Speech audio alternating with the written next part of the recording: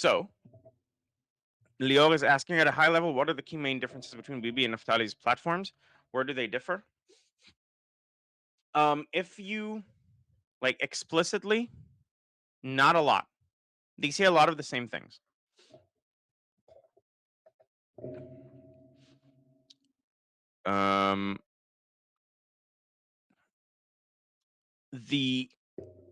Okay, so I'll show the polls so you can, again, this is Bennett, this is Netanyahu.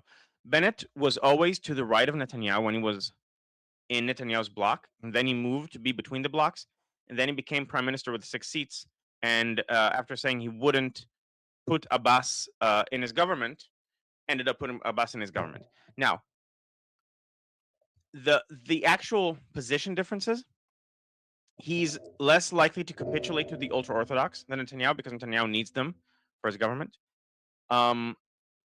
He is a right-wing liberal, more so. I mean, Netanyahu is also, but Netanyahu's party has slowly drifted into being less that. The next topic we're going to talk about is Netanyahu trying to bring that back into the party, making it more explicitly liberal and less controlled by unions and so on. Bennett is against Palestinian statehood. He might go for some autonomy that's very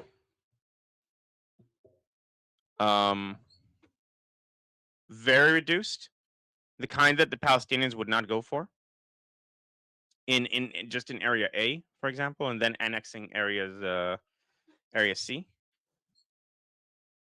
But like they're right wingers. They are right wing. Naftali Bennett is not going to form a Palestinian statehood. So we'll get to the Iran topics in a bit. So right now I'm talking about the Israeli elections. So there aren't really key policy differences between Bennett and Netanyahu. Bennett is arguably less beholden to the ultra-Orthodox, but is also trying to court centrist and left-leaning people. So I think he's hiding a lot of his positions. So for example, he's for a court mandated or court appointed rather committee to investigate October 7th. The problem with that is that a lot of people saying the courts are part of the problem, and so and they're a highly partisan feature within Israeli society, and so they're not going to do a good job. It's not going to be good if they do it. Whereas Netanyahu is saying we need to form a bipartisan in the sense of like all the people in the Knesset appoint the people that are in charge of the committee, and then those people investigate everything. And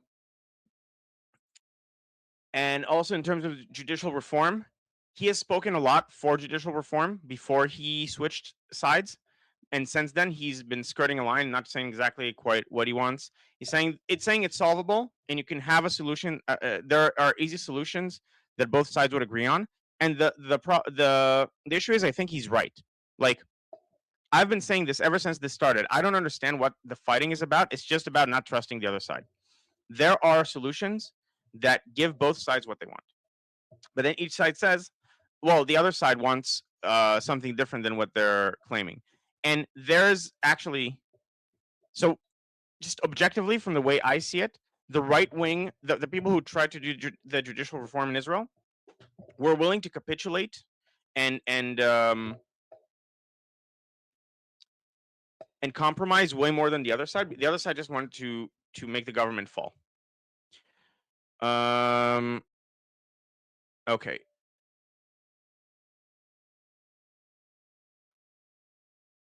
So GTA is asking, no, I'm not going to get into it yet. We don't know. We know that Israel, okay, I'll very quickly talk about it, and this is the only thing I'll say about the topic. We don't know whose idea the Kurds were. Even if they were Israel's idea, which again, we don't know if it was the CIA or Mossad. But even if it was, the point was not to break apart Iran. Absolutely, that was absolutely not the plan. It's possible the Mossad didn't know about the animosity between the Kurds that are allied with Israel in other, and with Israel and the USA in other areas in trying to create a Kurdistan. It's possible that they weren't aware enough of the animosity they have towards Iranians in general, and if so, that was a big screw up by Mossad, and could have been the reason that a couple of the people have been removed from their positions as a result.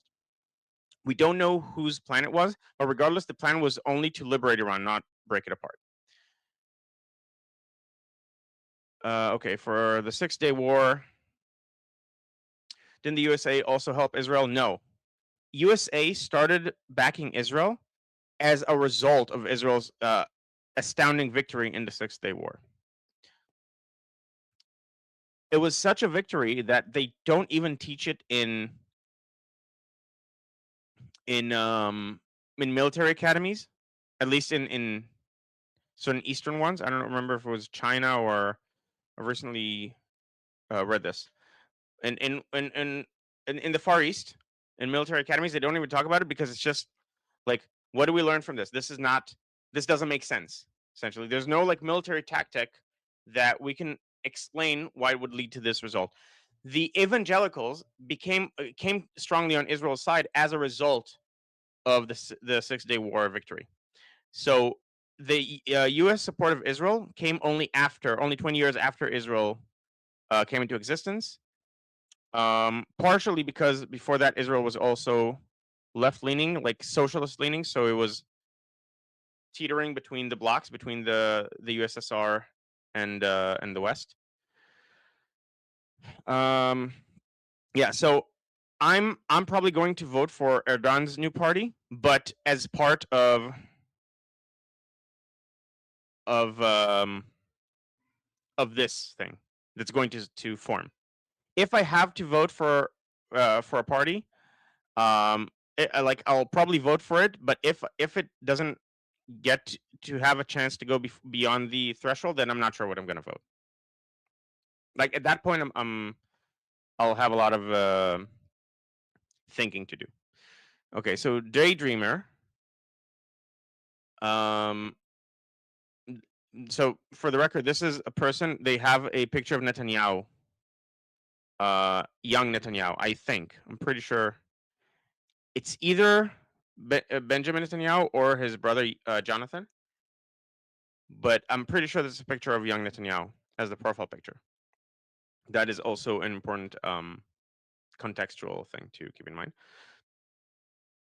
What about Lieberman's land swaps? How is that good for Israel?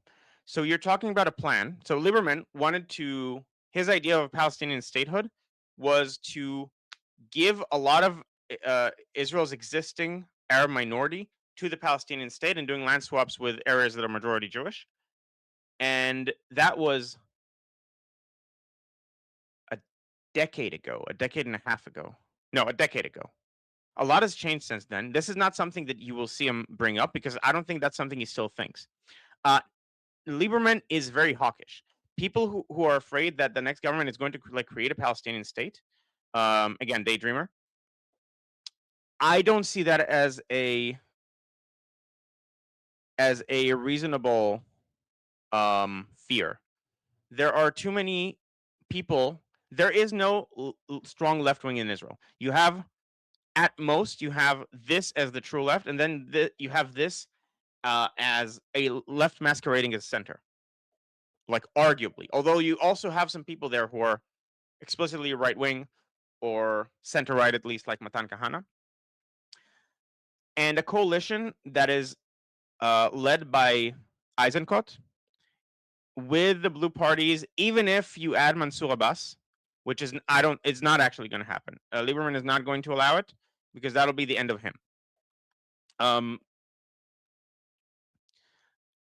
Is still not going to do anything about Palestinian statehood. And most they'll scale back some of what has been done in this government, which if you care about that stuff, like it's important, but you're not going to get Palestinian statehood in anywhere in the near future. Okay. So Gene, I think. Again, I'm sorry. JM. I'll just say JM. Um, it's a big. So talking about the Mecca agreement, it's a big nothing burger shit country. Even if 100 reunite for alliance, it's still only 100 shit countries. The I mean, so far the issue is that if you get coordination among the Arab countries in a way that is meant to fight against Israel, that's going to be a challenge. Okay, RG Rappaport is asking, what does this mean? Recognize sovereignty, again, talking about Colombia, over the Golan Heights. Does it have any real and or legal meaning? Could this be the same as recognizing Palestinian state? It's the same as recognizing Palestinian statehood. It's declaratory. It's only relevant if a lot of countries join then. But right now, it doesn't. It just means that Colombia recognizes this. It's a symbol of how committed the new Colombian president is to the country's relationship with Israel. That's the important part of it. It shows just how pro-Israel he is. Okay. Okay, we talked about this. Israel. I don't think Israel is scared of the separatist groups. Um, Israel is pro-Kurd in general, not the communist Kurds, but just Kurds that want their own country. Israel is slightly leaning like to their side. I think they have had some cooperations, especially with regards to Turkey. Like the anti-Turkish Kurds, since Erdogan has become cuckoo about Israel. Um, I think I'm not sure. I think Israel has some connections with some Kurds. I don't know if it's the separatist Kurds. I actually doubt it's the separatist Kurds, but there are some relations with the Kurds, and maybe they thought, that they didn't recognize the difference or something, and that's why they were for the plan.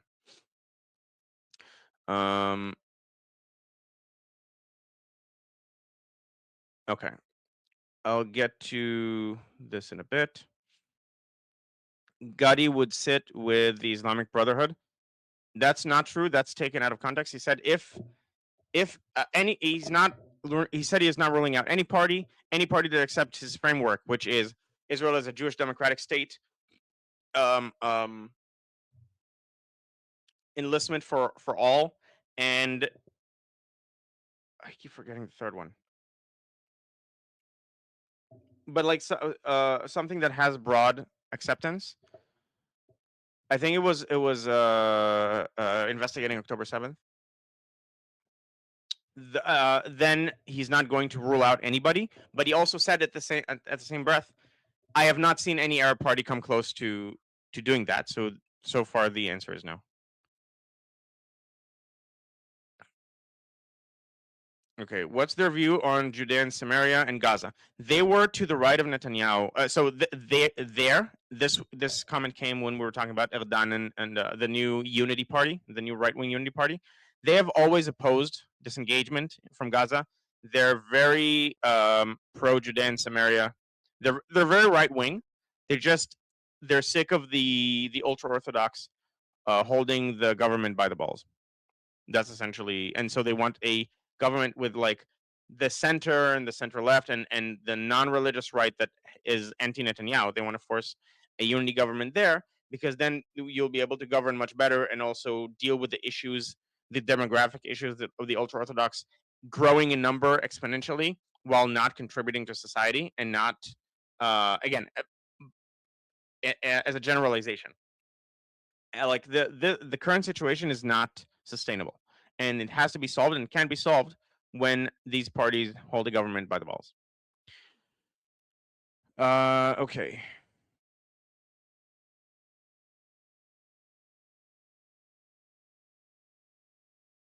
Yeah, so Freedom to Gargamel is agreeing with me. You guys don't understand the social cost here. The ultra-religious, the ultra-orthodox, he means, parties are outdated and causing problems.